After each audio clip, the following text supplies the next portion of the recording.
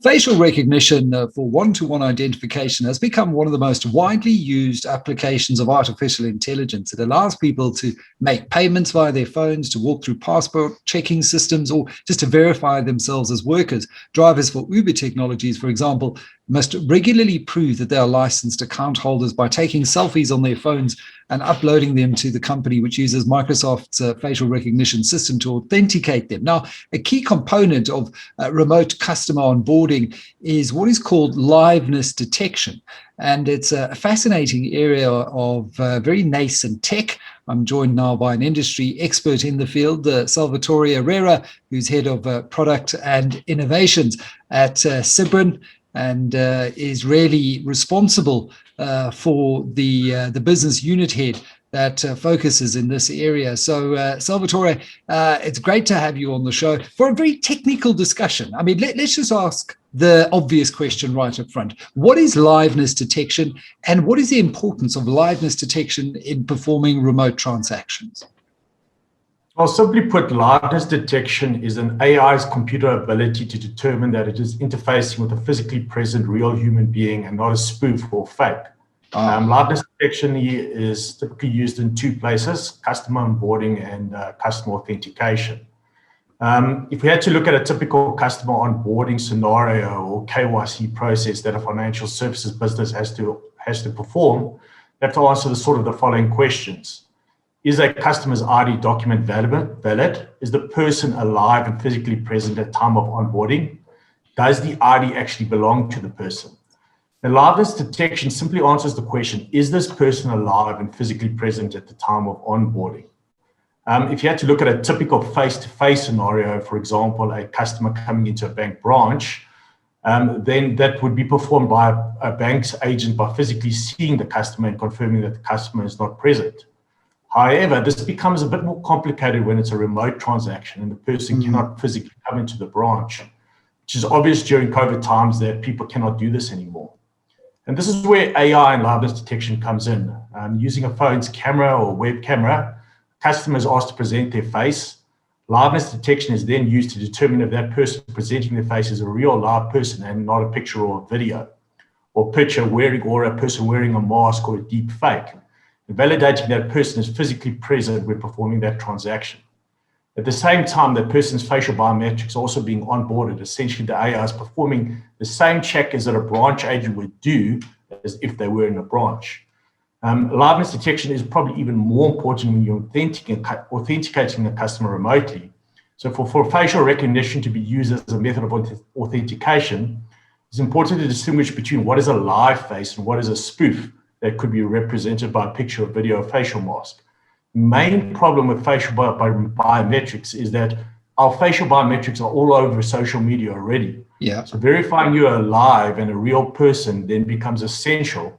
So again, before matching is done, liveness detection of the person needs to be done to determine they are a real person. And I think that was going to be my next question, because our pictures are all over the internet. You know, how does one stop the fraud or anyone getting hold of your facial identity? Can you just give us some typical use cases where it's used? Sure. Some typical use cases for liveness detection are obviously remote customer onboarding and KYC, online face biometrics, and two-factor authentication, as well as call center authentication. I think with the advent of COVID and fewer people wanting to come into branch, performing remote transactions has now become much more important for businesses. And when you're performing a remote transaction or a non-face-to-face transaction, the risk of fraud becomes higher, as it becomes difficult to verify the identity because they are not physically present.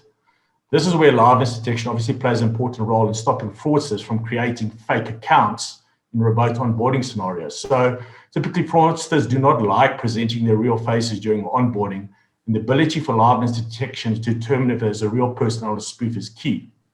I also believe it's probably going to become more prevalent in virtual meetings or to create a virtual branch experience. So to give you an example of a possible virtual branch scenario using virtual meetings, the way that I'll probably see things happening in the future, instead of phoning into a call center or going into a branch, you book a virtual meeting with an organization, receive that meeting request. And when you kick off that meeting request and you switch on your camera, you basically present your ID, your palm, and your face, and you speak.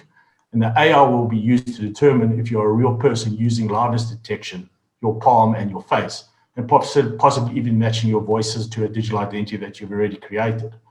The ID document could also be verified during this and using similar technologies. Now, if you think about it as a user experience, that sure beats being asked millions of questions by a contact center agent, or for example, being asked to enter your card number, then being redirected to a system to input your PIN. It also provides an evidence of authentication, so much more secure. I'm so tired of answering those security questions. When you phone into a service provider, what was your second dog's middle name? I mean, you can't remember half of the time. Now, exactly. Now, what are the most important features? And you mentioned some of those, ID, palm, face. What are the most important features of good liveness detection and a good liveness detection product? Well, I think the most important features of a good liveness detection solution is, first of all, user experience, robustness to spoof detection, and conformance to biometric standards or ISO standards. But I think to fully appreciate the important features of liveness detection, you have to understand the different methods for performing liveness detection. And there are two main methods, namely active liveness detection and passive liveness detection. Now, if you look at active liveness detection, that involves making a user perform a single set of actions, such as blinking or smiling or turning your head. So you have to do something like this. Okay. Other techniques also include flashing lights on a person's face, like green or red or white lights. Whereas passive liveness detection is more of a newer technique. It only requires a user to take a selfie. And machine learning and artificial intelligence is then used to determine if, when they took that picture, that it was a real person. So if we have to look at user experience, there's always going to be a balance between a good user experience and the amount of fraud detection done. If, for example, we look at active liveness detection that requires a user to respond to a set of questions, for the younger generation, this is easier. But for example, the boomers or the older generation who have not grown up making TikTok videos, this is very difficult for them to perform. And the other technique, like flashing red and green lights on a person, is also not a great experience, because for epileptic, it may cause them, some discomfort. Yeah. So what research tends to tell us is that abandonment rate could be as high as 50% on active technologies. But if we look at passive liveness detection, it requires no action by the user, resulting in a low abandonment rate. So what would you say is the best one then between active or passive? Passive?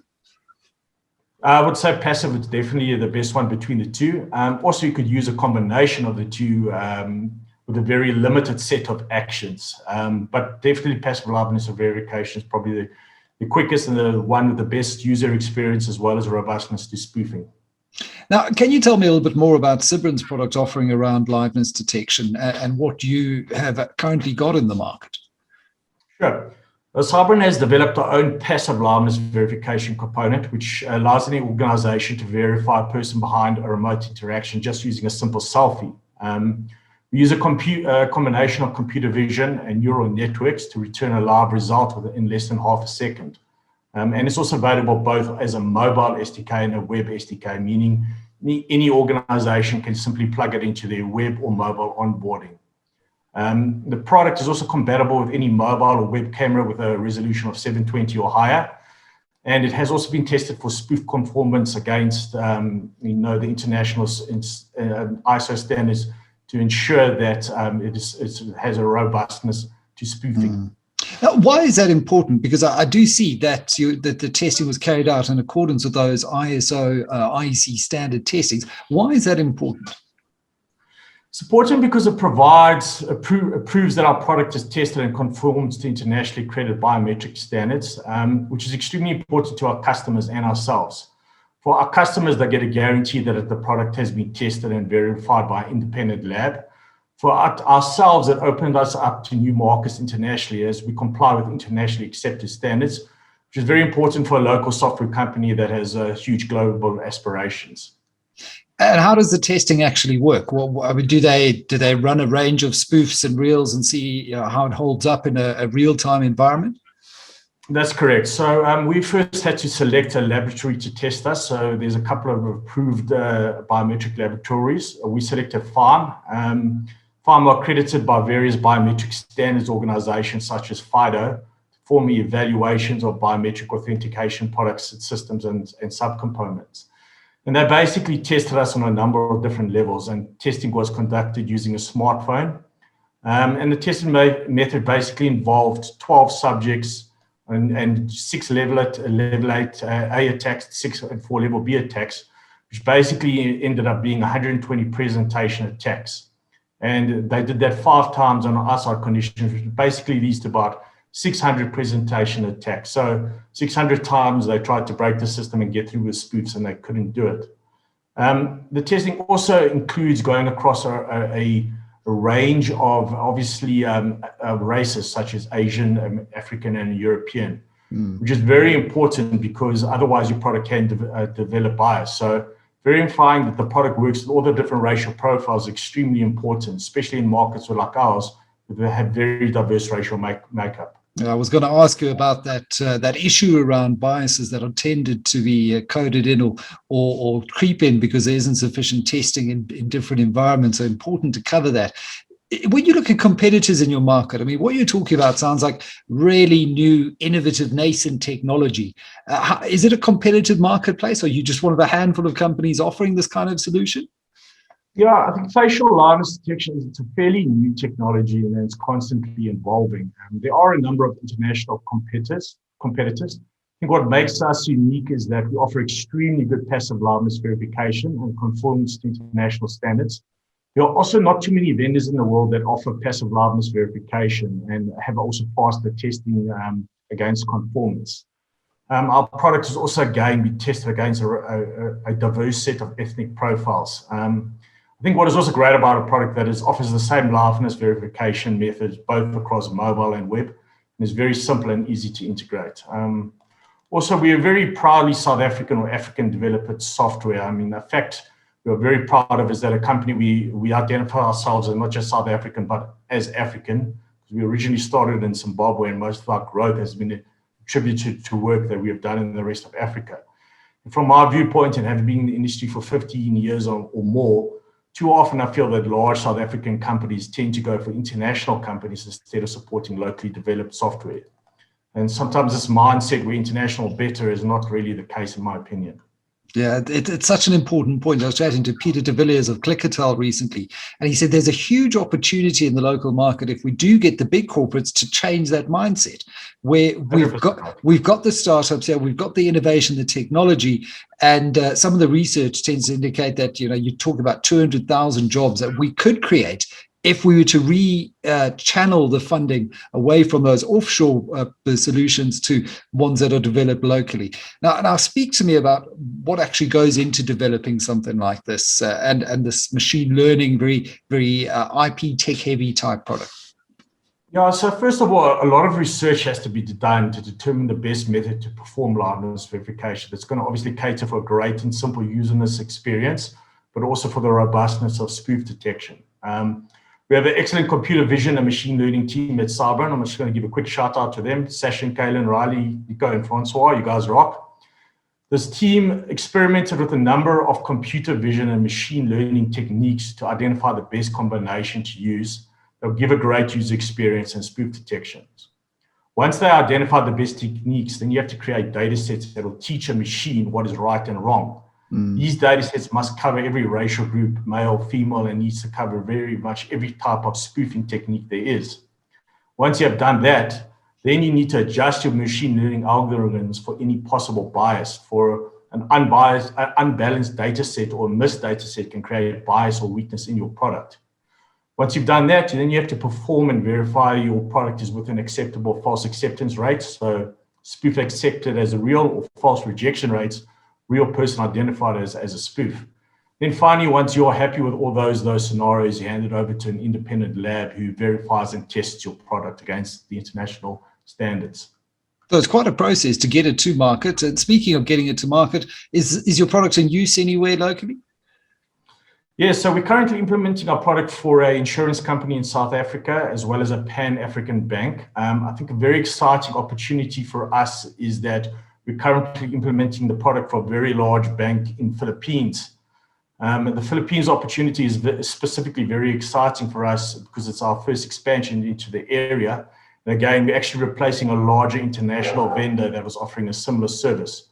which is an extremely big win for us. And hopefully now that we've passed our conformance testing, we're probably going to start to look that we could win many more customers in different regions. That's a fantastic story. We just recently scored a major export deal for our citrus products into the Philippines, which took 10 years to negotiate. So well done on cracking that market with this technology as well. What's next on the roadmap for Sybrin? Then you expanding internationally. What's next for you? Well, I think very much first on our liveness detection is that we're going to improve and add more levels of spoof detection to the product. And that's going to be a continuous process because fraudsters will always develop new methods and you always have to adapt to that. We're also working on a number of other products in the digital identity compliance and fraud space.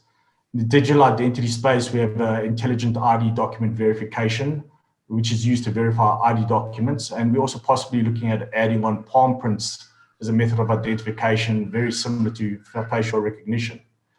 In terms of compliance, we're working on several solutions across Africa around KYC and KYB. And in the fraud space, we also got a very exciting partnership where we're working with the Bill and Melinda Gates Foundation to create an open source, real-time fraud monitoring software solution. Now, as digital transactions are becoming more and more real time, and people are expecting everything to happen real time, the ability for you to be able to identify potential fraud transactions in real time becomes more important. And the speed that you do it at now becomes essential. You can no longer wait for back-end processes that happen over a couple of days. You have to do it in real time. So I think that's a very exciting initiative for us. But I mean, discussing the work being done, there would probably be a whole nother interview. Well, we'll have to have you back on for that. You know, I must tell you, Salvatore, that in researching for this interview, you go and you type in liveness detection or facial recognition, I should say, before even putting in liveness detection. And one of the big issues right now is how do we stop fraud? How do we detect some of the criminal elements in spoofing? So I think you're tapping into a global theme, and it's fantastic to see homebrewed local innovation straight out of South Africa into Africa and to the rest of the world. So good luck in your expansion plans, and send my regards to the rest of the team for flagging for flying the flag of startups in South Africa. Thanks for your time. Thank you very much.